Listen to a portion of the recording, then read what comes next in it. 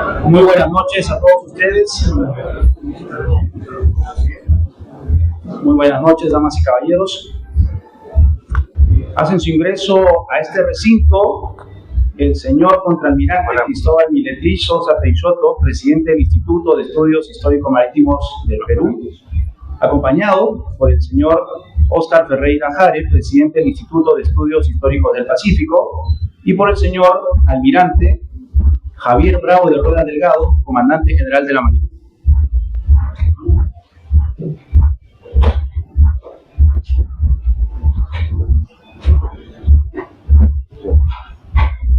Gracias. Excelentísimas autoridades navales, señores almirantes, distinguidos miembros de las instituciones organizadoras, Instituto de Estudios Histórico-Marítimos del Perú, Asociación Nacional Pro Marina y Asociación de Ex Cadetes Navales, representantes del Instituto de Estudios Históricos del Pacífico, invitados de honor, damas y caballeros. Es un honor darles la más cordial bienvenida al Salón Iquique del Centro Naval del Perú en esta solemne presentación del libro Monitor Huáscar, la planta de propulsión de vapor, magna obra del señor vicealmirante Reinaldo Pizarro Antram, que representa una valiosa contribución a nuestra historiografía naval. Celebramos hoy el esfuerzo intelectual que hace posible una obra de esta naturaleza y la importancia de seguir construyendo desde la investigación seria una comprensión más completa de nuestro pasado. Para dar inicio a este evento, tenemos las palabras del señor contraalmirante Cristóbal Miletich Sousa Peixoto, en su calidad de presidente del Instituto de Estudios Histórico-Marítimos del Perú. Adelante.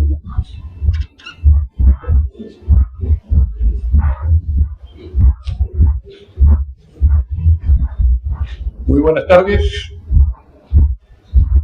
Mis palabras van a ser muy cortas porque estamos comenzando un poquito tarde. Les pido disculpas. Parece que hubo una equivocación a la hora de emitir las invitaciones. A alguno de nuestros expositores el día de hoy le habíamos dicho que la exposición comenzaba a las 7 y en realidad era a las 6. Eso sumado al tráfico que hay en Lima el día de hoy, creo que tenemos una buena disculpa.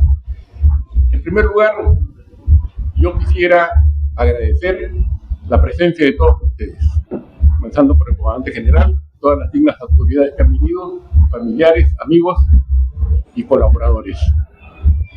El Instituto de Estudios Histórico-Marítimos, como ustedes saben, está dedicado a fomentar la conciencia marítima del Perú. ¿En qué forma? En muchas formas. Una de ellas es a través de la edición de libros, a través de conferencias, a través de visitas, a través de charlas. Bueno, creo que ahora estamos cumpliendo uno de nuestros objetivos. En este caso vamos a presentar una obra que en mi concepto es monumental. Muy pocas veces se ve una obra de esta magnitud, con este detalle, con esta minuciosidad. Creo que va a tener una gran acogida. A pesar de que es un tema eminentemente técnico, tiene de todo. O sea, es una obra fácil de leer, muy entretenida y a su vez muy informativa. En este momento, no sé si ustedes habrán tenido oportunidad de ir a visitar el Huáscar, y yo calculo, después de ver la obra y después de ver el buque, de que más o menos del buque original quedará pues el 40%, 50% como máximo. Todo ha sido modificado por razones de que va a ser un buque que está para la visita del público, con otros motivos. Pero en este libro vamos a ver cómo era el Huáscar originalmente y cómo vino directamente de Inglaterra. Cuando llegó al Perú, no se olviden que ese buque vino como velero, era un velero que atravesó el Atlántico, pasó por el estrecho de Magallanes y llegó al Perú. ¿Se imagina la cantidad de carbón que hubiera tenido que tener al costado si hubiera venido a carbón? Bueno, vino a vela. Las entradas a puerto se hacen maniobrando con el buque ya como con máquinas alternativas.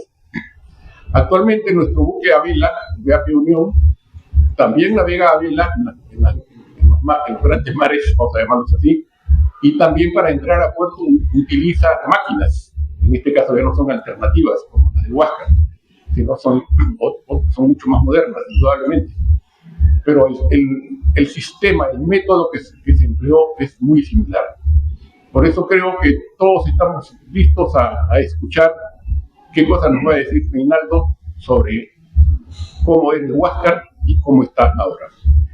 Sin más palabras, voy a ceder el micrófono al maestro de ceremonias para que haga una pequeña presentación del currículum vitae del almirante Reinaldo Pizarro, y después tenemos acá como invitado especial, ha venido desde Washington, porque él vive en Washington, el almirante Yavar, también gran historiador, miembro del instituto, que va a hacer un comentario sobre el libro. Hemos aprovechado que está acá. Si hubiéramos hecho la presentación en otro momento, no hubiéramos tenido el gusto de tenerlo acá. Así que muchísimas gracias y bienvenidos a esta clase de aprendizaje de cómo es el Huáscar. Gracias.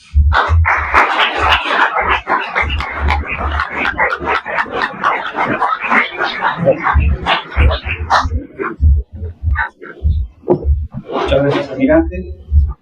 A continuación, tenemos el gusto de presentar al señor contraalmirante Francisco Yavar Acuña, quien estará a cargo de los comentarios del libro. El señor contraalmirante Francisco Yavar es calificado en ingeniería y guerra de superficie. Ha trabajado en diversos buques de la Armada hasta ser comandante del BAP Villavicencio. Es bachiller y magíster en Historia por la Pontificia Universidad Católica del Perú, magíster en Relaciones Internacionales en la Universidad Salve Regina de Newport, magíster en Estrategia Naval y egresado de la Maestría de Administración de la Universidad del Pacífico. Es miembro de número de la Academia Nacional de la Historia y correspondiente de la Real Academia de la Historia y de la Academia Argentina de la Historia. Es académico honorario de la Sociedad Peruana de la Historia y miembro de número del Instituto de Estudios Históricos Marítimos del Perú y del Centro de Estudios Históricos Militares del Perú. Damos la más cordial bienvenida al señor almirante Yavar. Adelante, señor almirante, bienvenido.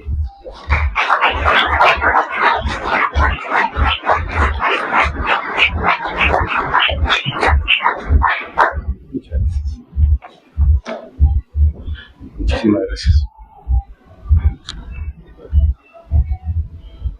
Señor almirante Federico Javier Bravo de Rueda, comandante general de la Marina de Guerra del Perú. Señor contraalmirante don Cristóbal Miletich Sousa Reijoto, presidente del Instituto de Estudios Históricos Marítimos del Perú. Señor Óscar Ferreira, presidente del Instituto de Estudios Históricos del Pacífico. Señor vicealmirante don Reinaldo Pizarro Antram, autor del libro. Señores almirantes, distinguidas damas y caballeros, tengo el honor de hacer uso de la palabra por encargo del vicealmirante don Reinaldo Pizarro para presentar esta noche su libro intitulado Monitor Huáscar, la planta de propulsión de vapor, encargo que me ha hecho romper el exilio académico autoimpuesto, pero al cual no me puedo negar por la amistad y admiración que profeso a mi distinguido jefe. He de confesar que recibí el encargo bajo una sola premisa: que sea lo más breve posible. Ustedes comprenderán que ante esta impresionante obra de 630 páginas más 12 anexos, un pedido de esta naturaleza atenta contra el prestigio académico del presentador. ¿Cómo voy a resumir esta obra maestra en menos de 5 minutos? Tuve que protestar y el almirante me concedió 5 minutos más. Acostumbro iniciar las presentaciones de un libro con una breve biografía del autor y luego un serio estudio historiográfico para describir la obra. Pero la tiranía del tiempo asignado y el miedo a las represalias no me permiten explayarme como quisiera. Debo, sin embargo, en lo referente a la biografía del autor, mencionarles que el vicealmirante Pizarro fue mi jefe de ingeniería en el BAP Montero. Y luego, cuando fui jefe de ingeniería de ese buque durante el conflicto contra Ecuador, el almirante Pizarro fue mi segundo comandante. En aquellos tiempos, el almirante Pizarro confeccionó el manual de procedimientos operativos de las fragatas misileras, obra fundamental que tuve oportunidad de utilizar exitosamente a bordo. Pero, ¿creen, damas y caballeros, que eso es todo? No.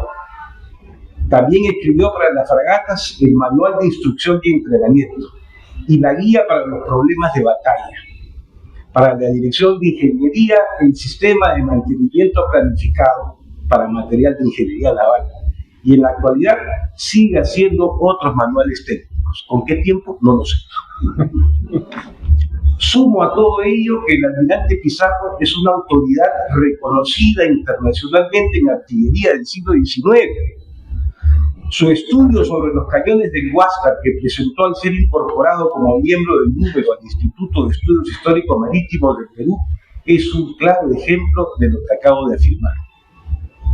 Me consta, por ello, por la larga amistad que compartimos y por su trayectoria profesional, que conozco perfectamente, que estamos, sin duda, ante el ingeniero más hábil y de mayores conocimientos en la Armada peruana en los últimos tiempos. He de agregar que la integridad moral y virtudes del autor son una honra para el Perú, para nuestra querida Marina de Guerra y un verdadero orgullo para quienes somos sus amigos. Describir el aspecto historiográfico de esta obra es un reto intelectual. El libro se divide en 9 capítulos, a los que se suman 12 anexos. El primer capítulo se titula Consideraciones iniciales, y lo siguen un poco de historia y luego un poco de teoría. Desde el 4º capítulo hasta el 9º, el autor trata sobre las calderas del Huáscar, su máquina a vapor, la línea del eje, el sistema de gobierno y los sistemas auxiliares. Hablaré sobre el primer capítulo, que considero importantísimo para entender las razones y motivaciones que tuvo el autor para escribir el libro. Modestamente, el almirante Pizarro menciona que su objetivo es hacer una obra relacionada a la planta de propulsión del monitor Huáscar. Al terminar de leer el libro se darán cuenta que se trata de algo mucho más profundo que solo una obra relacionada a la planta de propulsión del monitor Huáscar. Es la obra más completa jamás escrita sobre el tema. He de hacer aquí mi primera reflexión historiográfica. En este capítulo inicial, el autor narra brevemente el impacto de su experiencia profesional y de sus interrogantes personales en comprender cómo funcionaban las máquinas del Huáscar.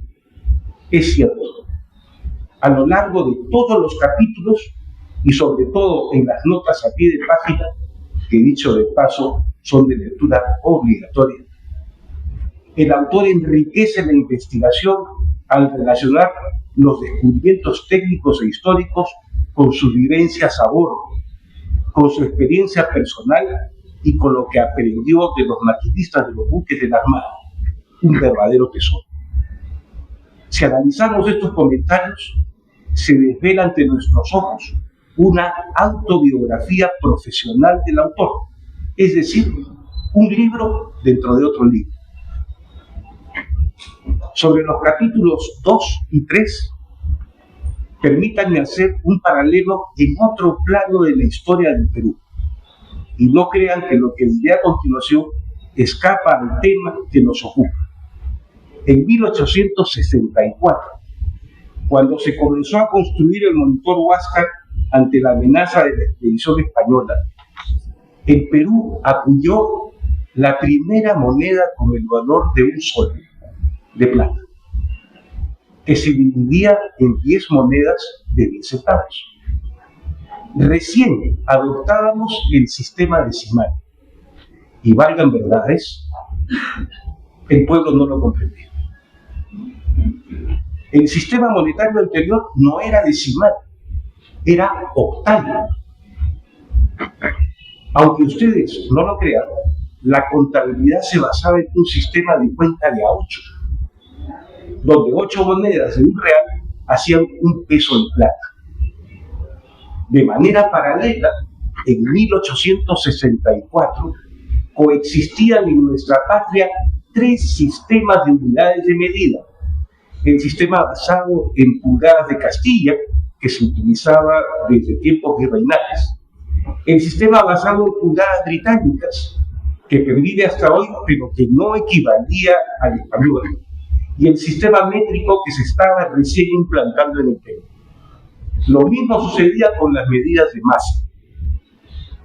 Estos problemas de unidades son, para dar un ejemplo, temas que el lector tiene que tener en cuenta al estudiar la ingeniería del siglo XIX. Estos problemas y la historia de cómo la humanidad pasó de la navegación a vela a la navegación a vapor, ese tránsito impresionante de la revolución industrial que llevó al hombre a un progreso científico y tecnológico sin precedentes, se describen de manera didáctica en los 2 capítulos que he indicado y dotan de un marco conceptual necesario para comprender los siguientes capítulos. Solo les puedo decir que ellos serán un placer para el autor. No voy a hacer un resumen de la descripción de la planta de propulsión. Quitaría a mi auditorio el placer de leer los siguientes capítulos. Solo debo decirles que el orden de la presentación de la investigación que ha realizado el almirante Pizarro es sobresaliente. He leído el libro más de 10 veces. Le consta al autor. Y por ello puedo asegurarles que estamos frente a un exhaustivo trabajo metodológicamente desarrollado y con un manejo de fuentes muy riguroso que revelan su erudición y su obsesiva pasión por la perfección. Ha sido mi jefe. Digno de mencionar son los planos y diagramas que enriquecen el trabajo. Para realizarlos, el autor contó con la colaboración de 2 personajes singulares. El señor José Antonio de Bedoya Jarterré, mi distinguido compañero de colegio y uno de los mejores novelistas navales del mundo, y el señor José Francisco Chávez Cristóbal, diseñador gráfico de excepcionales cualidades en su arte. Sin embargo, dejo constancia que no estamos solo ante una brillante descripción técnica del sistema de propulsión del monitor Huáscar. No estamos solo ante la biografía profesional del autor. Estamos ante un libro de historia escrito de tal manera que tiene la virtud de motivar nuestra imaginación a operar las máquinas como lo hacían los legendarios maquinistas del Huáscar. El resultado es una obra que da vida a las máquinas. Es una ingeniería invisible que se comprende al leer cada una de las páginas de este libro. Por ello, la obra que presento debería ser materia de estudio para nuestros ingenieros navales, y lo será para todos los que quieran estudiar la historia del monitor Huáscar. Sin duda, señor almirante, una fila de invitados imperceptibles a nuestros sentidos está aquí en primera línea. No los ha invitado usted, los ha invitado su libro. Usted sabe quiénes son. Si pudiéramos verlos, estarían con sus uniformes sucios, tal como los lucieron el 8 de octubre de 1879, haciendo honor a su apodo de chanchos. Si pudiéramos olernos, percibiríamos el olor a sudor, fierro oxidado, grasa, hollín, olor a máquinas y ser humano. Y si pudiéramos escucharnos, nos oiríamos decir: buen trabajo, señor almirante. Muchas gracias.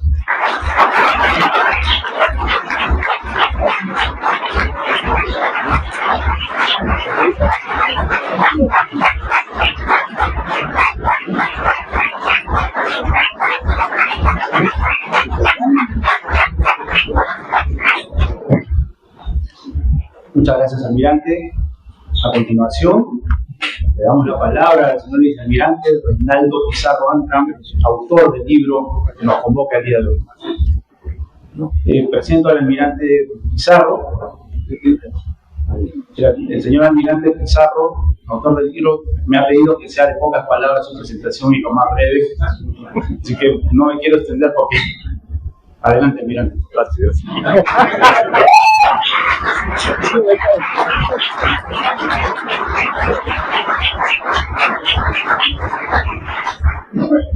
Bueno, buenas noches con todos, señor almirante, comandante general Labrina, señores almirantes, oficiales, señores supervisores, querida familia, amigos, damas y caballeros. Ha llegado un momento en que, les soy sincero, es casi medio siglo, ¿no? Desde que era un joven oficial de la Armada, oficial de ingeniería en el BAP Almirante Grau Insignia en el año 78, que empecé a preguntarme cómo habrían sido las calderas del monitor Huáscar, ¿no? Las máquinas usaban turbinas, qué tipo de máquinas usaban. Y en esa época no había el fantástico acceso que hay a la información como hoy en día. Y bueno, fui creciendo, fui acopiando información. Cuando pasé el retiro tenía, y tengo todavía 3 proyectos de libros versados de artillería naval, militar y armas largas y cortas. Y realmente sentí que Dios me iluminó, me dijo: escribe de algo que no se ha escrito nunca sobre la planta de ingeniería de Huáscar. Y me arranqué ese libro. Yo quisiera empezar esta presentación con los agradecimientos de rigor, empezando con el almirante Francisco Ayala Acuña por sus tan generosas palabras, realmente muy generosas, ¿no? Al señor vicealmirante Silvio Alba, aquí presente, por un apoyo incondicional a través de la Asociación Nacional Promarina, la Asociación Providiente Almirante Grau, al comandante Jorge Herrero Blanco, el presidente Promarina, que si no hubiera sido por él, hubiéramos conseguido planos de alta resolución de monitores similares al Huáscar, construidos en el mismo astillero y por los mismos años.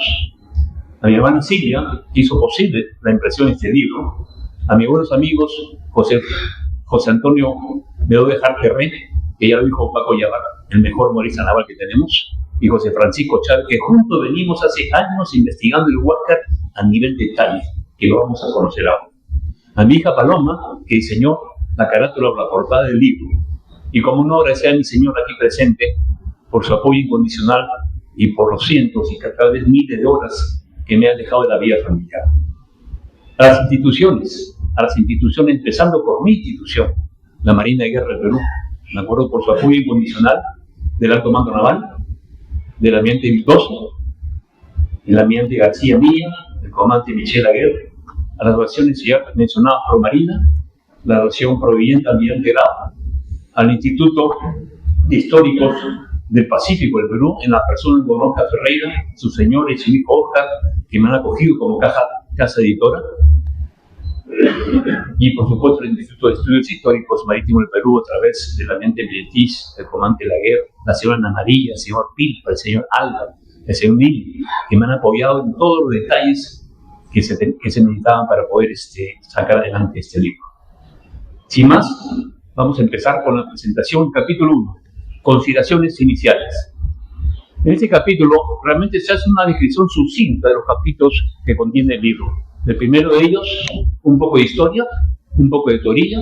Vamos a ver los documentos fuentes. A partir del capítulo 5 adelante se describe con mucho detalle las calderas, la máquina de vapor, la línea N, el sistema de gobierno, los auxiliares, y casi para terminar lo que es la operación y el mantenimiento de la planta. Y se cierra el libro con consideraciones finales. Empecemos el capítulo 2, un poco de historia. Vamos a conocer la fascinante historia de la invención y la evolución de la máquina de vapor. Y nos remontamos a 100 años después de Cristo. El sabio Herón de Alejandría, que más que inventar una máquina de vapor, inventó la eléctrica, que era un artefacto de distracción y entretenimiento. Tuvieron que pasar más de 1500 años para que un inglés, Thomas Savery, patentara una máquina muy precaria que consistía en un pequeño caldero, un cilindro con agua que suministraba vapor al cilindro e impulsaba el agua hacia arriba. Cerraba el vapor y le aplicaba agua exteriormente, con lo cual el vapor se condensaba, creaba vacío y volvía a succionar agua. Y así el ciclo se repetía. Y para que sea más fluido, su máquina tenía 2 cilindros. Pero a pesar de ello, la máquina no prosperó ni económica ni comercialmente, porque era muy precaria y todos los mecanismos se accionaban mal. Por eso, esos mismos años aparece un francés, Denis Papin, que inventa una máquina un poco más evolucionada, ya con cilindro y con pistón, siempre en un caldero y haciendo uso de la presión atmosférica y la presión de vapor, donde el vapor suministrado a un cilindro, el pistón impulsaba el agua, cerraba el vapor, lo evacuaba a la atmósfera y la presión atmosférica se encargaba de igualar los niveles. Pero a Papin se identifica como el creador de la marmita, de la olla a presión. ¿Cómo no? Si era francés. Y lógicamente también de la válvula de seguridad y la válvula de no retorno. Es recién en 1712 con Thomas Newcomen, un inglés también, que diseña y patenta una máquina viable comercialmente, exclusivamente para extraer el agua del subsuelo que afectaba la explotación de las minas de carbón y estaño. La máquina de Thomas Newcomen consistía siempre en un caldero que suministraba el vapor a un cilindro con su pistón, que lo impulsaba hacia arriba, se cerraba el vapor, se inyectaba agua, se condensaba el vapor, la presión atmosférica hacía descender el pistón, esa agua condensada se lleva a un tanque separado y el ciclo se repetía. Y el vástago del pistón con una cadena amarrado a una viga basculante y en otro lado la bomba alternativa de succión. Y es recién en 1769 que llega James Watt, que todo el mundo lo identifica y lo reconoce como el inventor de la máquina, pero realmente no la inventó. Lo que hizo James Watt fue mejorar sustancialmente la máquina de Thomas Newcomen. James Watt se preguntó por qué tenemos que calentar y enfriar el cilindro constantemente. ¿Por qué no el vapor que ha trabajado en el cilindro se deriva a un compartimento aparte e inventó el condensador? Con lo cual ahora el cilindro podía trabajar con su pistón en ambos lados. Y para que el movimiento del vástago sea fijo hacia la viga basculante, inventó el movimiento paralelo. Y para convertir el movimiento alternativo en giratorio, inventó un arreglo sorprenente. Y para que la regulación del vapor a la máquina sea automática, en función de la demanda de potencia, inventó el regulador centrífugo. Como comprenderemos, esta máquina revolucionó el mundo, porque ya se aplicaba no solamente a la bomba de agua, sino para factorías, maestranzas, herraderos, telares, y estalló lo que es la primera revolución industrial. ¿Y cómo se inicia la producción naval? El antecedente más remoto es un francés que patenta una embarcación movida por ruedas paletas, exitosa. Sin embargo, el rey de Francia y la Armada de España se entusiasmaron. Y en el otro lado del mundo, John Fish inventa una máquina de vapor propulsada por remos, paquete de remos verticales muy curiosos, como vamos a ver en este pequeño video, ¿no? Pero realmente a quien se le reconoce como el verdadero promotor de la revolución naval es a Robert Fulton, otro americano, en que construye un buque y patenta su máquina con ruedas paletas con una propulsión bastante eficiente. Y en los pocos años ya teníamos los grandes ríos y lagos de Norteamérica, Europa y los océanos cruzados por buques movidos por ruedas paletas. ¿Y cómo evolucionan las máquinas navales? Las primeras máquinas eran grandes, pesadas y voluminosas. Aquí vemos un esquema, un diagrama de la época en donde el cilindro, con su pistón, el vástago se amarraba a una sólida barra al extremo de una viga basculante. En el otro extremo salía recién la viga que accionaba al eje cigüeñal, como se ve en este pequeño video. Una máquina exactamente como esta tuvo nuestro primer buque de guerra de vapor, el Rímac, cuyos restos se encuentran en el sur, esperando ser rescatados para enriquecer nuestro museo naval. Y luego pasamos a la máquina de acción directa. Se dejó de lado la viga basculante, las grandes barras de conexión, y el primer ingenio fue una máquina de cilindros oscilantes, donde el cilindro con su pistón y el vástago se conectaban directamente al cigüeñal y oscilaba el cilindro al compás del giro del cigüeñal, como vemos en este pequeño video. Vemos cómo el cilindro oscila y el vástago del pistón está amarrado directamente al eje cigüeñal. Sin embargo, cuando ya la hélice se desplazó la rueda de paletas, hubo necesidad de máquinas de bajo perfil horizontales. El primer ingenio fue una máquina de tronco, donde el cilindro y el pistón eran atravesados por una gruesa tubería, justamente llamada tronco, y del medio del tronco salía una biela amarrada al cigüeñal, como podemos ver en este video. Y una máquina como esta tuvo la fragata Independencia durante la guerra. Luego, John Ericsson, un ingeniero sueco radicado en la Unión durante la Guerra de Secesión de Norteamérica, tuvo el encargo de construir un buque de muy poco calado, de casi nada de estructura, y inventó el monitor, como le puso. Pero su máquina tiene que ser sumamente compacta y perfectamente balanceada, y patenta la máquina de palanca giratoria u oscilante, donde hay dos cilindros opuestos con el eje señal por debajo. Máquinas de ese tipo tuvieron nuestro monitor de Macocapa y Atahualpa durante la guerra. Y finalmente, la máquina de viento invertida. Para hacer más reducible el espacio transversal en las tales máquinas, acá tenemos que el cilindro con su pistón tiene dos vástagos. Uno cruza por encima del señal, otro por debajo. Amarra una cruceta donde sale la biela en posición inversa. De ahí su nombre, máquina de viento invertida. Y máquinas de este tipo es la que tenía el monitor Huáscar, como lo vemos en este pequeño video. Se cierra el capítulo con una evolución de todos los tipos de propulsión que hemos tenido en la Armada, desde el Fragonita Sacramento, un buque a vela pasando por el vapor Rímac propulsado a ruedas, la fragata Amazonas, el primer buque propulsado con hélice y el primer buque que da la vuelta al mundo. Luego buques con máquinas de viento invertida, de tronco, de palanca vibratoria, de expansión, el crucero Lima, nuestro primer buque con generación eléctrica, nuestro primer crucero ya máquinas alternativas de vapor siempre, verticales de triple expansión, pasando por los sumergibles con propulsión diésel eléctrica, el cazatorpedero Rodríguez, el primer buque propulsado con turbina de vapor, nuestros antiguos destructores de escolta, la primera propulsión diésel eléctrica de superficie, las torpederas Vosper, los primeros buques de guerra con propulsión diésel, en los años 70 los submarinos alemanes, las fragatas misileras con propulsión diésel y con gas, y cerramos la historia del Pacífico con nuestra correta misilera de propulsión diésel de 4 ejes y nuestro flamante buque fue la vela propulsión a vela y diésel. En la Amazonía, una historia tan igual como en el Pacífico. Recordemos que nosotros los marinos fundamos el puerto fluvial de Iquitos y exploramos todo el río de la Amazonía, clavamos nuestro pabellón con pequeños vapores movidos por ruedas de paletas. A principios del siglo pasado, la legendaria América, hoy convertida en un museo, con máquinas alternativas verticales de triple expansión.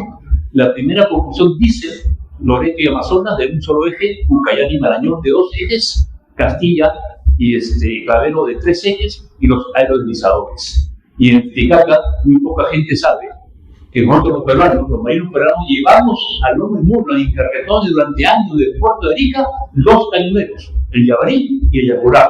Hoy en día el Yabarí es un buque museo y el Yacurá es el BP-1 y sigue navegando desde 1872, pero con motores diésel. Y en los años 2000 se enviaron 2 patrulleras de costa construidas en Chile. Y en la Antártida, para cerrar este capítulo, el famoso Julio, gracias a este buque somos un país antártico, y el flamante y novedísimo BAP Carrasco, que es el primer buque que tiene un sistema de posicionamiento exactamente, o sea, posiciona el buque exactamente donde se desee, independientemente de la corriente, la marea y el viento. Y pasamos al capítulo 3, un poco de teoría.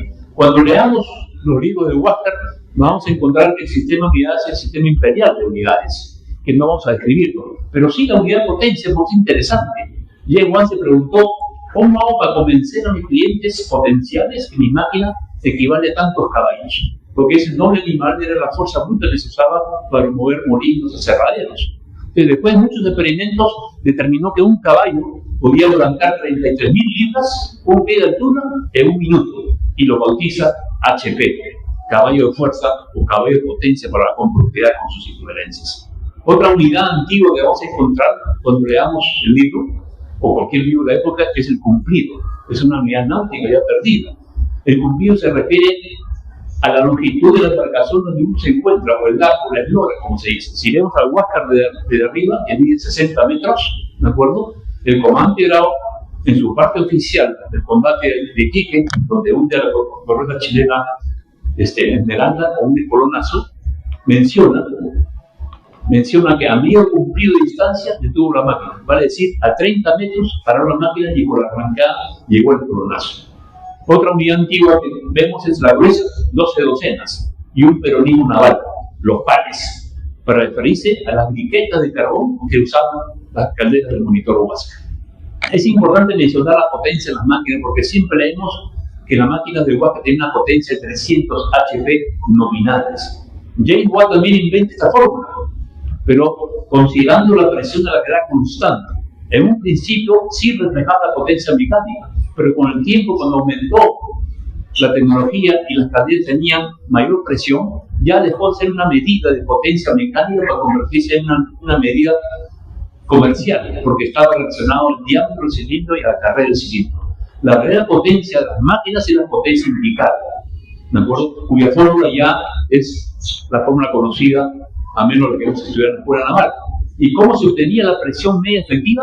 Con un indicador de grapa, otro invento de James Watt, que aunque parezca increíble, se sigue usando hoy en día para determinar la performance de los grandes motores de los buques mercantes, donde se obtiene un diagrama presión y volumen, se sacan varios parámetros, entre ellos la presión media efectiva, y la potencia de la máquina era de 1600 caballos. Si yo la comparo esto con mi viejo Volkswagen de hace muchos años, que tenía 54 caballos de potencia, y si la comparamos con las turbinas de gas de la fragata misilera, que tiene 25.000 caballos, podemos más o menos poder sopesar la potencia de Huáscar.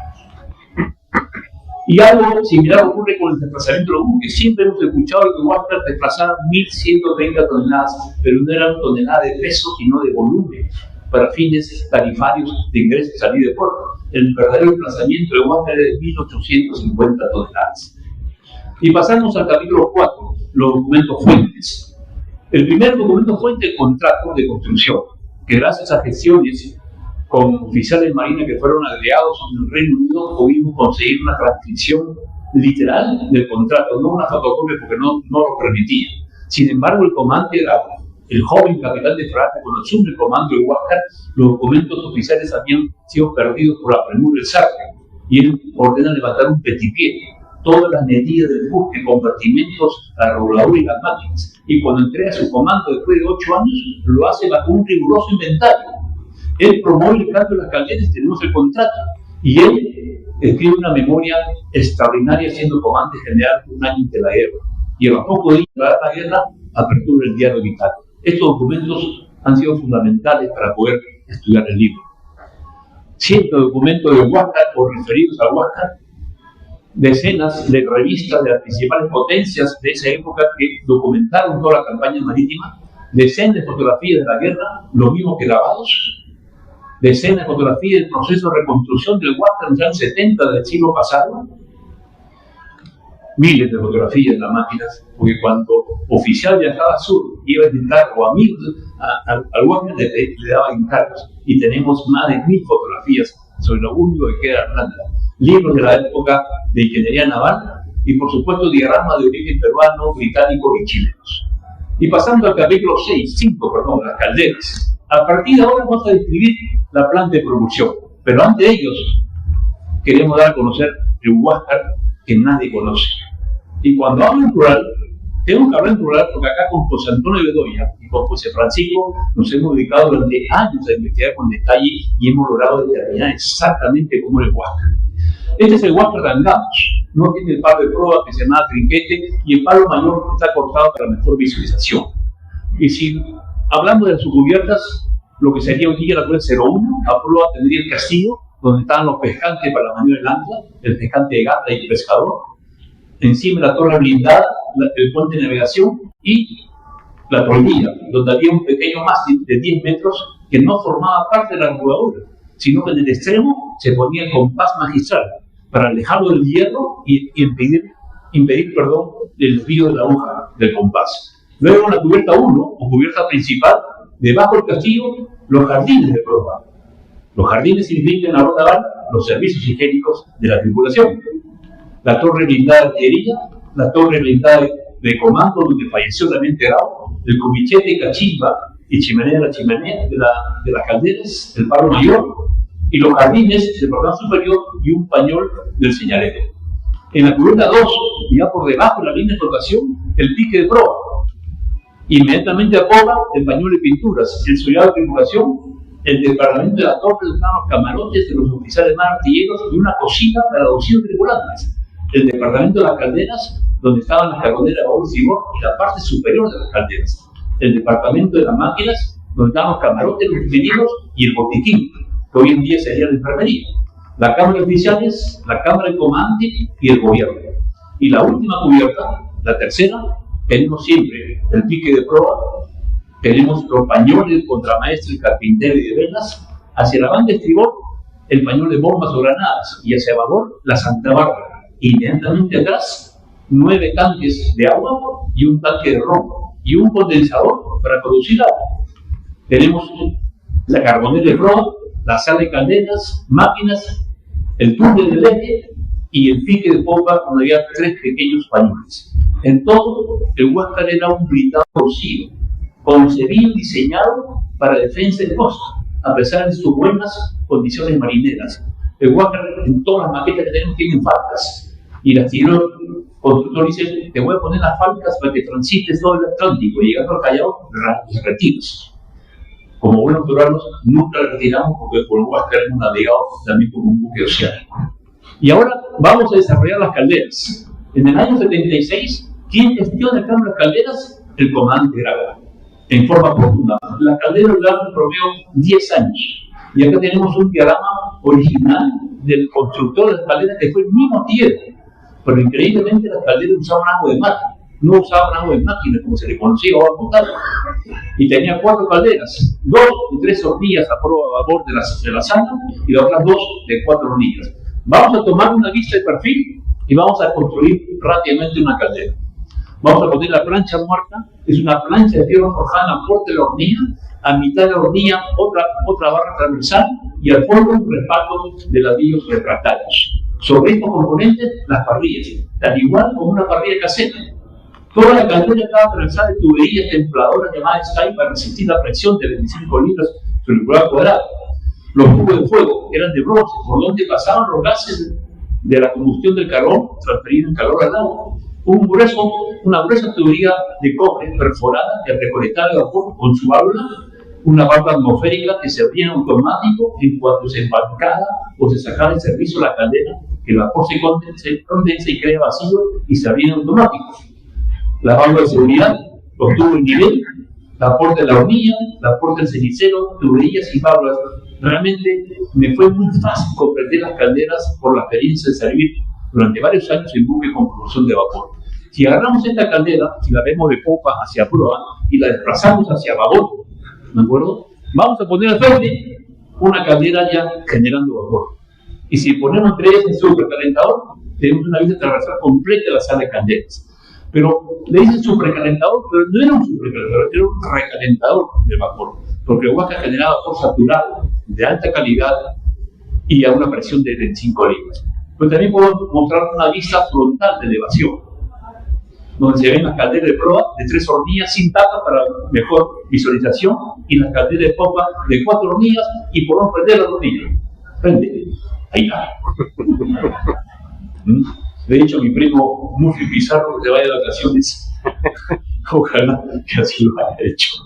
Bueno, ¿y cómo se alimentaba de agua las calderas? En la sala de máquinas, el extremo de polo de similar tenía 2 bombas arrastradas que alimentaban de agua mar a las calderas. Si fallaban, en la sala de calderas había 2 bombas auxiliares, la bomba de los burros, 2 en pampa, que alimentaban, podían entrar las calderas a máxima potencia. Y si fallaban, en la sala de máquinas había una bomba manual que podía alimentar las calderas a media potencia.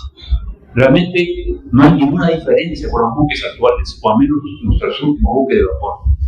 Todos los gases de escape de la combustión coincidían en la base de la chimenea, que era telescópica, para mejorar el tiempo, especialmente en condición de combate. Y lo que nos botó un dolor de cabeza fueron carboneras 300 toneladas. No entraban en todos los planos que teníamos a la vista, no entraban hasta que vimos la luz. Y realmente las carboneras tienen esa disposición. La carbonera de proa resulta que está debajo del lugar de la torre, donde todos los planos conocidos a la fecha identifican como el pañuelo de granadas o de bombas. Encima de la caldera de Baúl y Cibor, las carboneras, y a popa, la sala de calderas, una carbonera de popa. y 2 pequeñas carboneras en la sala de máquinas para uso del herrero, la cocina y otros menesteres. Se termina el capítulo con vistas de elevación de vapor exterior de la sala de calderas, vista delante de las 3 cubiertas y vistas transversales viendo de proa y popa. Y ya tenemos a Huáscar con sus calderas y sus carboneras. ¿Qué sigue? La sala de máquinas. Inmediatamente a popa la sala de calderas. Y acá les presento un esquema, un grabado de época de una máquina muy similar a la de Huáscar. Perdón, no voy a poner preposición. En la cual podemos identificar los cilindros, los condensadores, esta gran tapa con esta biela es la válvula corredera, la válvula que permitía el ingreso de vapor en forma sincronizada a uno y otro lado del pistón. Tenemos el eje cigüeñal y la volante de potencia. En esta máquina el vapor ingresa por un extremo, en el Huáscar entrada por el centro, ingresa el vapor a través de una válvula de maniobra que era de mariposa. El vapor ingresa a los cilindros, descarga los condensadores, donde había 2 palancas que accionaban las válvulas de inyección, que hacían pasar agua de mar en forma de lluvia y tenía contacto directo con el vapor que se condensaba. Y ese condensado retornaba a las calderas. Una gran parte del condensado se descargaba al mar. ¿Por qué? Porque increíblemente, si tenemos 1 litro de agua de mar y lo evaporamos, necesitamos 28 litros de agua de mar para condensarlo. Y el sistema de cambio de marcha es un mecanismo realmente extraordinario. Porque siempre me preguntaba, ¿y cómo hacía para cambiarla de adelante a atrás? Aquí tenemos la máquina nuevamente y vemos esta gran volante que parece una rueda de carrilla con eje de transmisión y engranajes que está conectado acá. Aquí tenemos una biela amarrada cigüeñal por en forma excéntrica, alineada con el eje de la válvula corredera. Y tenemos otra biela, también excéntrica, amarrada cigüeñal pero desfasada angularmente. Ambas bielas están conectadas a este sector circular llamado cuadrante. Aquí no se va a entender, pero acá se va a ver perfectamente. Vean la primera biela alineada con el eje de la válvula corredera y la segunda biela, ambas amarradas a este cuadrante, y vean lo que ocurre cuando la máquina gira hacia la izquierda y este cuadrante es levantado, la máquina se detiene y cambia la marcha. ¿No es una maravilla? Bueno, disculpen, pero yo disfruto muchas cosas. Los sistemas asociados a la máquina de vapor miren todo. O sea, no hay ninguna diferencia con los antiguos buques de vapor. No hay ninguna diferencia. La máquina actualmente, esta es una fotografía de proa de la máquina. Y esta es una fotografía visto de algo de estribor. Aquí cabe mencionar que las bielas, las crucetas, los bastas, los pistones no son originales, han sido confeccionados de madera. Los tubos de vapor de escape a los condensadores tampoco son originales y le faltan unos sistemas. ¿Por qué? Pues cuando se decidió destapar la sala de máquinas para restaurar los años 70, se encontraron que la máquina estaba bastante entregada e incompleta, pero hicieron realmente un trabajo extraordinario. La plataforma de control, desde aquí el maquinista podía controlar la velocidad a orden del comandante, podía cambiar la marcha de la máquina, podía pulgar los cilindros, los condensadores y hacer otras acciones de sistemas que lamentablemente no existen. En concreto, podía hacer todo lo que se muestra, pero para ello contaba con los instrumentos de rigor como en cualquier plan de producción. Esta es una fotografía del tablero de control o de la plataforma de control de una máquina de biela invertida de 1873 en la Escuela de Bahía Mercante en Nueva York, en Estados Unidos de América, que tuvieron oportunidad de visitarla y operar el sistema de marcha y las válvulas, ¿de acuerdo?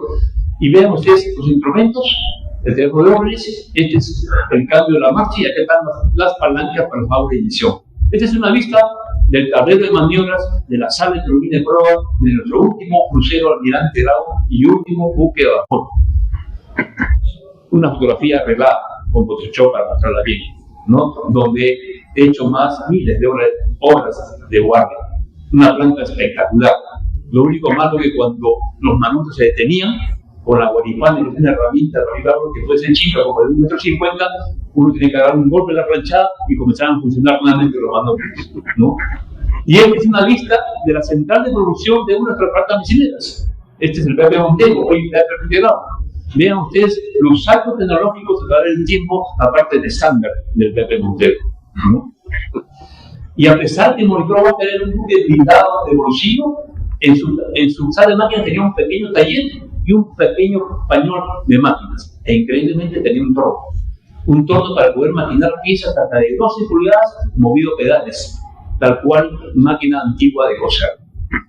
Y este es un pequeño video que muestra más o menos, estas son las bielas excéntricas que mueven a Pablo Correa y las dos bielas de potencia de los cilindros.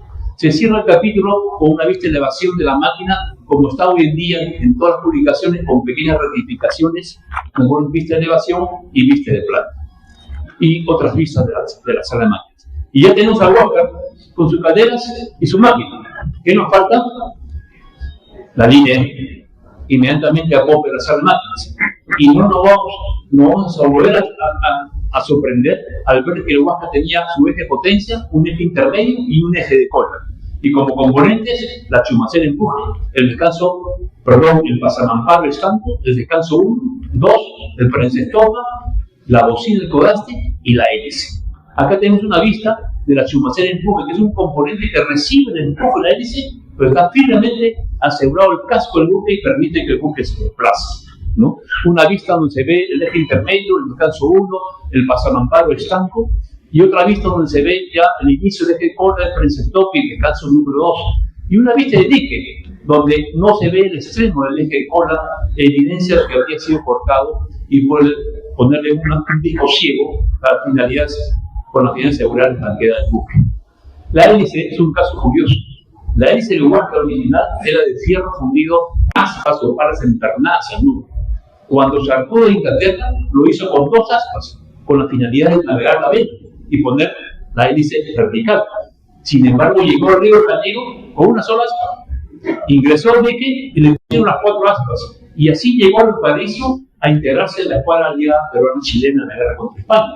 Pero se recomendó que volviera a ingresar al dique para que le quitaran 2 aspas, porque había intención de perseguir la escuadra española hasta las Filipinas. Y así recibe el buque el joven capitán de fragata Miguel Grau, y en una comisión a Chile, zarpa y en plena travesía pierde un aspa.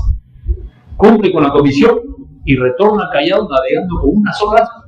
Llega al Callao, ingresa al dique y le pone el completo de las aspas. ¿Por qué?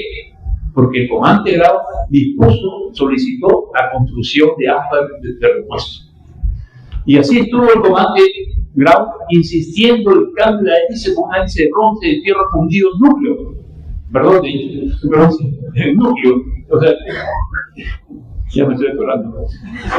Una hélice de bronce fundida en soplo de 3 aspas. Y recibe un documento en el cual dice no, que tienen que ser 2 aspas. Y Grau contesta técnicamente por qué no debe ser de 2 aspas, sino mínimo de 3. Y finalmente se dirige al astillero constructor, le solicita los diseños, la cotización y la eleva, y felizmente, después, coincidentemente con el cambio de las calderas, se reemplaza la hélice y nunca más tuvo problemas. Se cierra el capítulo con los planos de rigor, vista elevación y planta. Y ya tenemos la Huasca con calderas, máquinas y línea M. ¿Qué nos falta? El gobierno. El Huasca tenía 3 sistemas de gobiernos. Tenía el gobierno de navegación debajo de la toldilla, el gobierno de combate de frente a la torre y el gobierno de emergencia atrás de la cámara del comandante. Una vista de planta, podemos ver el gobierno de navegación, de combate y de emergencia. Y los guardines, que eran de varilla de fierro y cadena, que son los que transmiten el movimiento de la rueda de cabillas a la caña. Y acá tenemos una maqueta. ¿Por qué una maqueta? Porque no entendíamos cómo funcionaba. Entonces yo hice una maqueta muy precaria y José Antonio Bedoya la replicó de manera impecable y ahora ustedes van a poder verla. Y funciona. Tenemos vistas del gobierno de navegación actualmente, del gobierno de combate, que no es el original porque eran de fierro, y de la caña del sistema de gobierno. ¿Por qué hay 2 ruedas de cabillas en cada gobierno? Porque increíblemente para gobernar el buque se necesitaban 4 timoneles. Y se ha calculado la fuerza de tener que aplicar cada timonel a más velocidad en condición de combate para pasar el timón al medio a todo timón derecha o todo timón izquierdo. Y se termina el capítulo con las vistas de rigor del sistema de gobierno. Ya tenemos el Huasca con calderas, máquinas, línea F y gobierno. ¿Qué nos faltan? Los auxiliares. Y nos vamos a volver a sorprender de que los auxiliares que tenía el Huasca son tan iguales como los auxiliares de cualquier unidad naval hoy en día. Empecemos por el sistema estanqueral. El Huáscar tenía 5 mamparos de estancos desde la quilla hasta el gobierno principal, que generaban 6 grandes compartimentos de estancos. En adición, tenía 2 mamparos de estancos desde la quilla hasta la turbina 2, que hacían estancos del pique de popa y la Santa Bárbara y el pañol de bombas. El tránsito en el interior de los longitudinal solo se verificaba a través de puertas corredizas estancas en la cubierta 2. Y las principales secciones, como es el departamento de la torre, el departamento de las calderas y de la máquina, tenían doble casco y doble fondo, y el doble casco se llamaba callejones de combate. En todo, las carboneras, los pañoles, la Santa Bárbara, todo era estanco, ya sea de fierro o de madera perfectamente caracterizada. Esta es una puerta corrediza estándar, y lo que hemos visitado la Unión, podemos ver que no hay casi ninguna diferencia entre las modernas puertas corredizas estándar que la del Huáscar. Y los sistemas auxiliares. Este es un diagrama que se ha hecho de todos los sistemas que no se van a describir. Solamente mencionar que habían 3 bombas de cubierta, una en el solar de tripulación, la segunda en el departamento de la torre y la tercera en campos oficiales, que tenían su propia succión de mar y alimentaban todo un sistema contra el incendio o para baldeo usando manga de cuero inicialmente y después manga de gel. Estas mismas bombas podían succionar los compartimentos adyacentes para achicar el buque. Se contaba con la bomba de achique de la máquina, la bomba manual de la sala de máquinas, las 2 en pan mencionadas, y en los jardines de proa y popa habían 2 bombas de émbolo. Ahí no se jalaba la cadena, se accionaba la palanca. Y en el departamento de la torre había otra bomba de émbolo para extraer agua de los tanques para el servicio de la cocina y aseo personal, y aunque parezca increíble, una máquina para hacer hielo. Pero vamos a escribirlo. Toda la iluminación era artificial, natural, mejor dicho, y en las noches tardes se usaban lámparas de querosene, pero en combate se usaban velas, no se usaba el querosene. Lo mismo, la ventilación y extracción era natural, solo tenían 2 cachimbas para el solar de tripulación en proa y una cachimba para la sala de calderas. Y creo, ahí tenemos una vista de las bombas manuales idénticas del Museo Huáscar de Cuartel de Dalton, una vista de la bomba de achique acopladas al extremo de popa de la máquina principal, una vista de la bomba manual y un diagrama de lo que eran las bombas clásicas del que conocemos. Y esta es la máquina para hacer hielo, llamada también máquina para hacer nieve, que consistía, se acoplaba una jarra con agua, se accionaba la palanca, se bombeaba, y todo el mundo sabe que el agua hierve a 100 grados centígrados.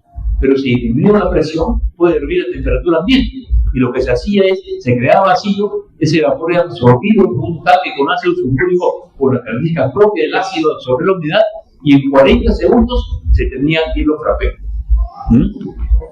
Se cierra el capítulo con las vistas de rigor del sistema de tanquedad y auxiliares.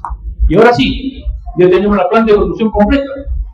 Una vista horizontal de elevación y una vista completa de Huáscar con sus calderas, su máquina, línea eje, gobierno insular. ¿Qué nos falta para zarpar? Hacer panel de carbón. Se llenaban las carboneras, las 300 toneladas. Se hacía panel de agua. Se llenaban los 9 tanques de 250 galones y el tanque de ron, por supuesto. Y con todo el tripulante a bordo, el comandante ordenaba encender las hornillas. Las hornillas se encendían y ya con presión de vapor se recibía la orden de zarpar.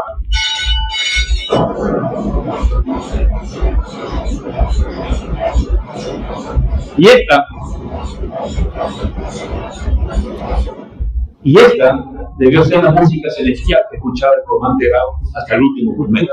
200 tripulantes en 60 metros de hora y 10 metros de manga. Pues bien, no nos entusiasmemos que todavía falta.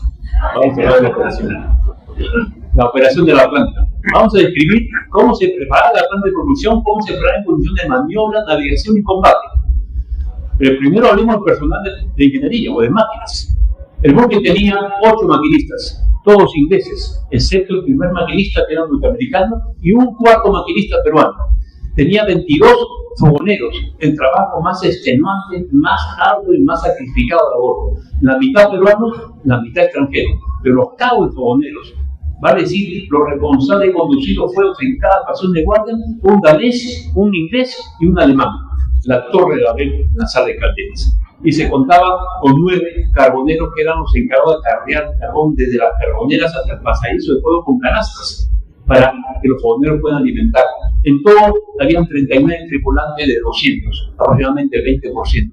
Pues todos 139, 46% peruanos, el resto extranjeros. Esta es una vista de la sala de calderas del Casaserpeo Rodríguez a principios del siglo pasado, cuando todavía usábamos carbón. Y esta es una vista de carboneros de un acorazado norteamericano después de una faena de carbón. Mire usted la cara de felicidad de los chanchos. Siempre felices. Por si acaso, decimos chanchos, como dijo ya el Frente Yabra, en la Marina cariñosamente dicen chanchos a los oficiales de ingeniería y al personal de ingeniería.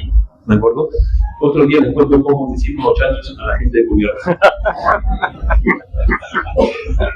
Y para acercarnos un poco más de cómo fue la sala de calderas de Huáscar, me permití insertar un fragmento de una película conocida. Acá está el Cabo de Boneros.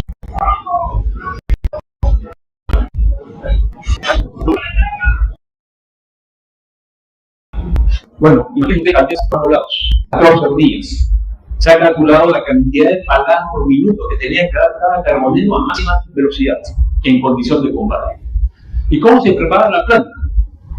Primero empezamos con las calderas. Se corría toda una lista de edificación que no se va a explicar con detalle, pero sí esquemáticamente. Se abría el lavado de fondo, lavado seccional, se llenaba por gravedad con agua de mar por encima de los tubos, se cargaban las hornillas, se encendían, se cerraba la puerta de la hornilla, se regulaba el viento, el aire que alimentaba y al poco tiempo ya se tenía vapor. Se ponían las 4 calderas en línea y se decidía si se ponía en línea o no el supercalentador. En la sala de máquinas algo parecido. Se corría toda una lista de edificación y lo que se hacía es, ya con la máquina un poco caliente, se abría ligeramente el lavado de mariposa, se purgaban los cilindros, se purgaban los condensadores, bien purgados, luego se abría el lavado de maniobra, se dejaba pasar vapor a los cilindros, se descargaban los condensadores, se activaba la válvula de inyección, se inyectaban los condensadores, se creaba el vacío, se mandaba el condensador a las calderas y el exceso fuera de bordo. Luego se activaba el sistema de marcha, se daba unas vueltas de adelante al eje, una vuelta de atrás y se reportaban máquinas listas. Tiempo estimado, 2 horas. Sin embargo, en el diario Pitágoras se ha encontrado que se preparó máquinas en 1 hora y media. En los buques de vapor, el tiempo estimado siempre era 4 horas, el estándar. Pues en caso de emergencia, podía zarpar con cierta limitación hasta en 2 horas. Y la presión en condición de maniobra. Solamente mencionar que todo el mundo cubría su puesto de maniobra. Y en la sala de máquinas, una escena como esta de yo cerca.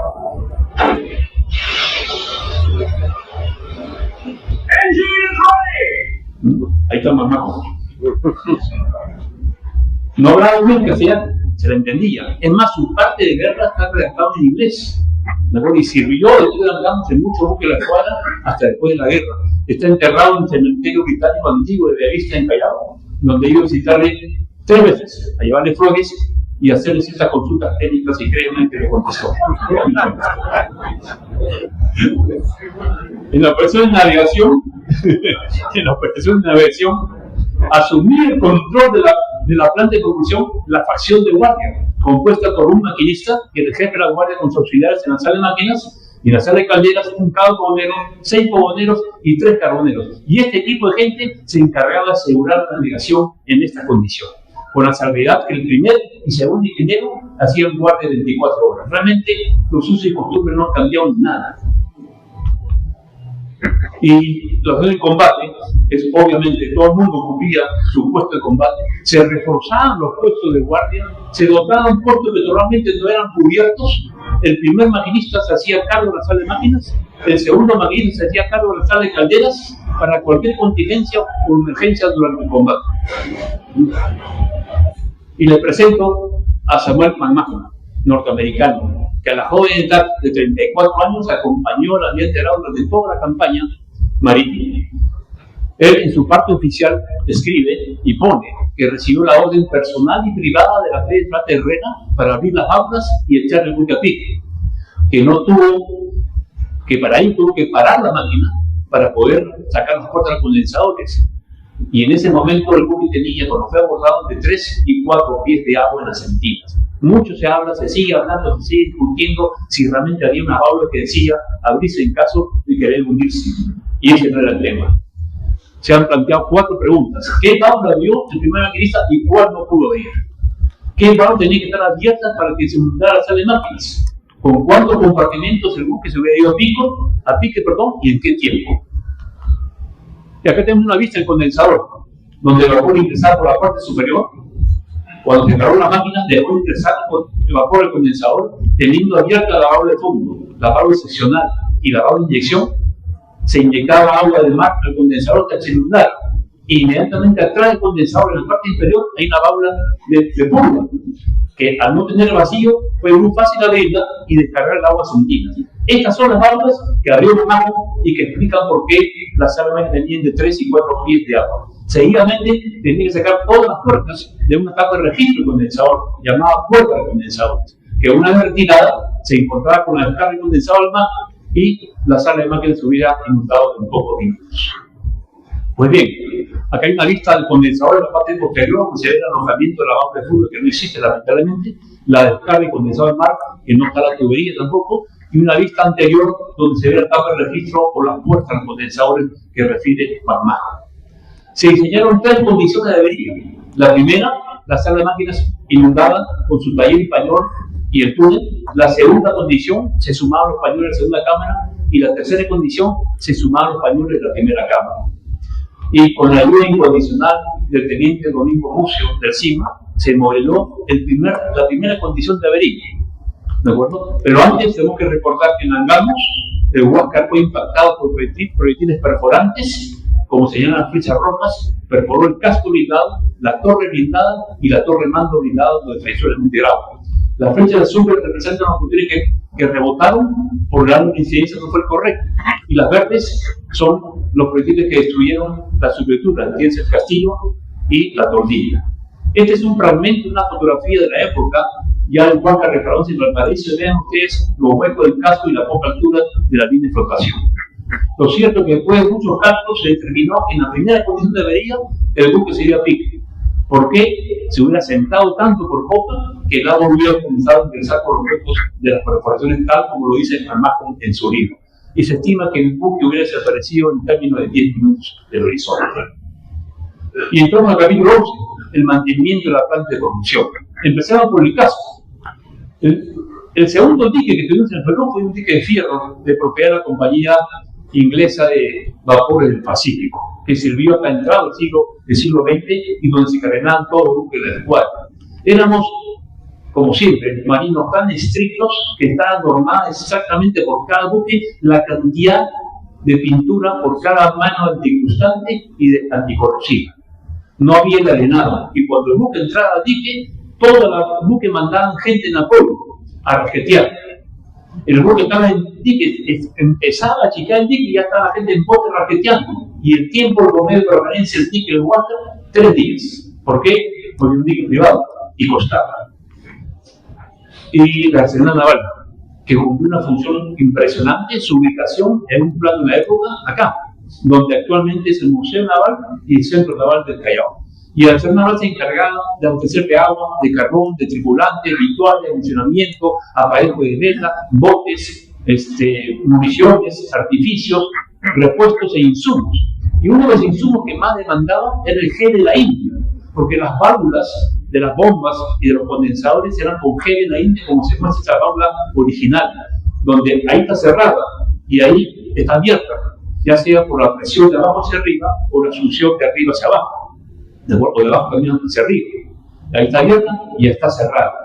Llega un momento que después de Angamos, el comandante general dispone que todos los buques remitan su relación de gel de la India para poder hacer un pedido grande.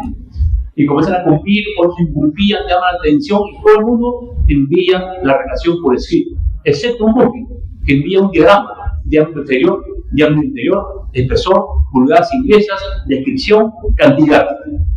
Con ese detalle, firmado por el primer ingeniero Santiago Pizarro, tío y mi abuelo, mi tío y bisabuelo. ¿No? Se comprenderá la emoción y el orgullo que sentí cuando encontré este documento, que de alguna manera explica la herencia que he recibido de mis ancestros. Tenía que mencionarlo, no podía dejar de mencionarlo. Bueno, y la factoría naval de la isla, el antecedente antiguo, más antiguo de los servicios militares de la Marina, tremendo local. Andrés Hume, un muy amigo mío que lamentablemente no ha podido venir, tataranieto de José Hummel, de José Hummel, que fue el jefe del taller de fundición de la Factoría Naval, que viene estudiando la Florida hace muchos años, ha llegado a ubicar inclusive la ficha registral. Si salimos del Callao por Bellavista, dejamos la Plaza de Armas, 2 cuadras después, ahí estaba la Factoría Naval. Era de tal adelanto tecnológico la factoría que se fabricaban máquinas y herramientas para los diferentes talleres. O se fabricaban máquinas de vapor para las embarcaciones auxiliares del Venezuela. Vean ustedes la cantidad, antes de eso, la factoría estaba a cargo del superintendente de la Factoría Naval de Isla. Y hoy en día, Chima, Callao, Chimbote y Quito tienen la superintendencia de Marina y Guerra, aunque me enteró hace poco que ya le cambiaron el nombre, lamentablemente. Bueno, vean ustedes la cantidad de hombres días para atender a Huáscar después de su primera campaña. Maquinistas, caldereros, carpinteros, calafates, 929 hombres días. Vean ustedes en el archivo histórico está el libro copiador de la factoría, que es como decir la copia de los documentos. No se imaginan los prolijos del registro de cada hora de trabajo. Un detalle impresionante. El Huáscar, en el periodo entre el 67 y 74, fue atendido con 400 horas de trabajo, 50 por año, 30.000 soles de valor de plata, que haría más o menos una partida anual hoy en día de 242.000 soles, para ir comparando cómo es actualmente, ¿no? Y entramos al capítulo final, las consideraciones. Todos los peruanos, y especialmente los hombres marinos, tenemos en alto la figura del gran almirante del Perú. Pero yo tengo una oportunidad brillante de conocerlo no como almirante, no como Perón Milenio, no como héroe naval, sino como comandante. Esta es la única fotografía de Huáscar como bandera peruana conocida. Y siendo comandante, se esforzó tremendamente. ¿Por qué? Por el cambio de las calderas, el cambio de la hélice, el cambio de los guardines, el mantenimiento de las calderas y de las máquinas. Propuso la construcción de un dique para la escuadra y la creación del cuerpo de ingenieros. Durante su comando se esforzó y se empeñó mucho en la instrucción, el entrenamiento y muy preocupado por la disciplina y el bienestar de su gente. Creador de ordenanzas navales, de la Escuela de Evolución del Planeamiento Naval y el planeamiento. Realmente mi respeto para los almirantes se ha incrementado tremendamente porque lo he conocido en una faceta que es poco conocida. Y este solo hombre plasmó en su memoria naval una frase que debe quedar siempre estampada, cuando dijo: ¿cuánto afianza una buena escuadra los intereses, la tranquilidad y la soberanía de la nación? Capitán de navío Miguel Grau Seminario, comandante general de Armada, 1878. Cuando no tuvimos una buena escuadra, nos declararon la guerra, con la consecuencia que no conocemos. Porque si hubiéramos tenido una buena escuadra, jamás hubiera guerra. Y este solo buque, con este solo comandante, hizo la guerra solo, como también queda plasmado por un historiador conocido, cuando escribe y dice: mientras este solo buque peruano Huáscar subsistiese, mientras el Huáscar estuviera en el mar, mientras Grau estuviera en el Huáscar, Chile no desembarcaría un solo soldado en territorio peruano. Este es un hecho sin precedentes en la historia de las guerras navales del mundo. El Huáscar prestó al Perú servicios incomparables. Él solo hizo la guerra, él solo protegió el Perú, él solo hizo la obra de una escuadra. Este es el interés y la lección de esta historia. Esta es una epopeya como la de la independencia. Este es el pedestal de Grau y la gloria del Perú. Este es el milagro naval de la guerra en el Pacífico. Don Jacinto López, historiador venezolano, historia de la guerra de Buenos Aires. Pero detrás del milagro de la guerra en el Pacífico hay un parámetro: velocidad. Y detrás de la velocidad hay un respaldo en tierra, su factoría naval. Para octubre, el buque tenía más de 9 semanas operando constantemente. Su velocidad está disminuida. 2 días antes tuvo que permanecer el Paimon a pedirle jefe de la India a la Unión para regalar una válvula. Un día antes tuvo que hacer faena de carbón en costales de la Unión. Y por no tener su velocidad, por no estar ligero en su andar, fue emboscado en Angamos.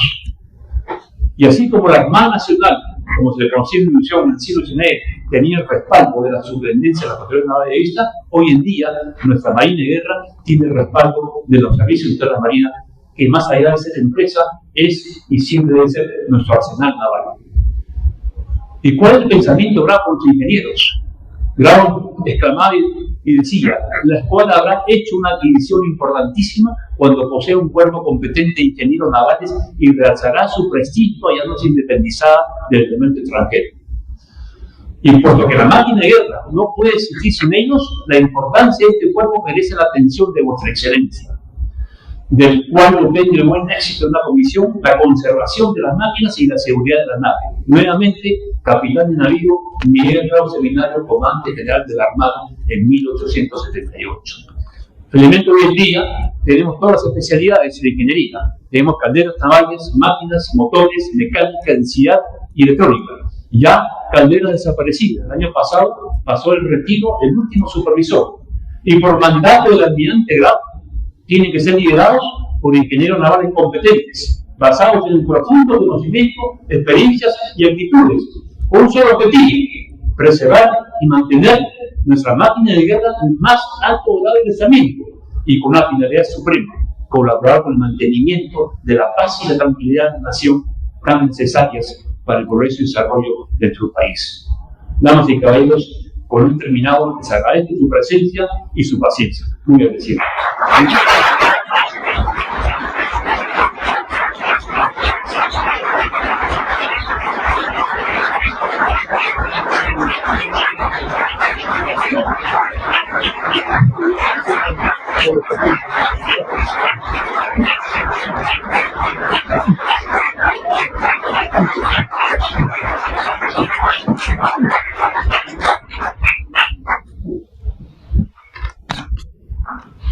Hemos culminado un recorrido extraordinario por el Huáscar, de la mano del experimentado almirante Pizarro.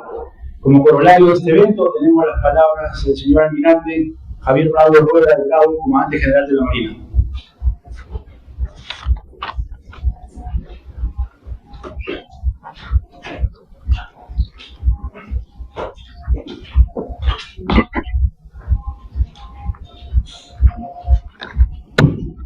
Muy buenas noches.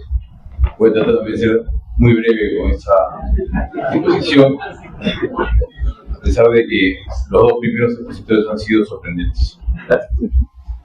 Señor contraalmirante Cristóbal Militich Sosa Peixoto, presidente del Instituto Histórico, Estudio Histórico Marítimo de Perú. Señor vicealmirante Renato Pizarro Andran, el jefe de Estado Mayor de la Marina y autor del libro Monitor Huáscar, la planta de propulsión a vapor. Tuve, creo que parte también de estas fotografías, que pasé varios días en el Huáscar por el carro cuando estuve delegado en Chile. Felizmente que llevé doble a ver y con tomar fotos, así nos acababa la batería. Señor contraalmirante Francisco Llávar Acuña, distinguido doctor de la Marina de Guerra de Perú. Señores oficiales almirantes, señoras y señores oficiales superiores, subalternos, damas y caballeros y la familia Pizarro. Sinceramente, para mí es un honor dirigirme a ustedes en esta ocasión tan significativa en la que presentamos un libro que enriquece no solo la memoria histórica del Perú, sino también la literatura naval del mundo, Monitor Huáscar, la planta de propulsión de vapor, obra del vicealmirante Renato Pizarro Andran, quien saludo y felicito con un especial reconocimiento. Este libro nos invita a interiorizar los aspectos técnicos y humanos que hicieron del Monitor Huáscar una de las unidades más emblemáticas del misionero naval. Como todos sabemos, durante la guerra del Guano y el Salitre, el Huáscar se convirtió en un símbolo imperecedero de coraje, astucia marinera y amor a la patria. Su participación en la campaña marítima demostró al mundo que la grandeza de un buque no radica únicamente en su blindaje o en su poder de fuego, sino en la convicción, disciplina y entrega de los hombres que lo operan.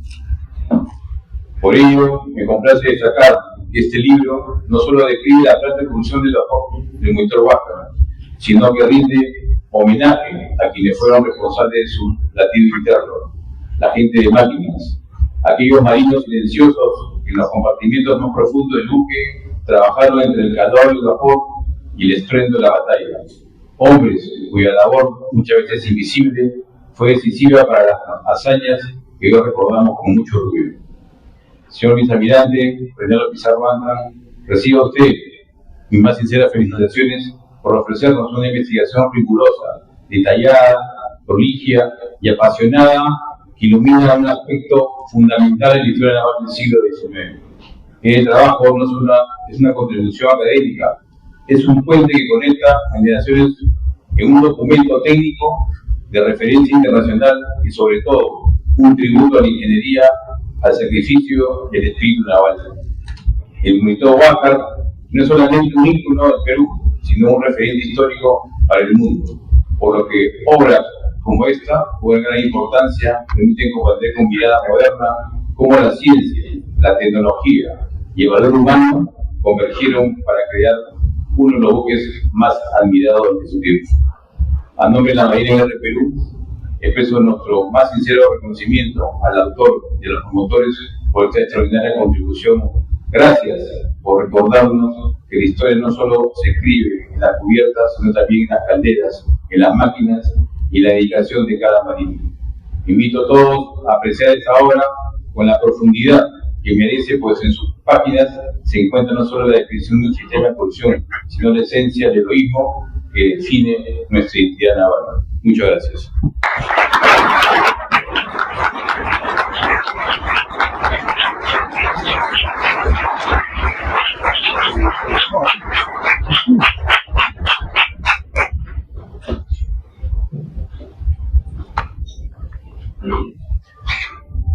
Concluidas las intervenciones de este día, tenemos el honor de invitarlos al Salón Grau, escaleras arriba, para confraternizar en torno a esta invaluable contribución. Agradecemos infinitamente su asistencia. Muchísimas gracias.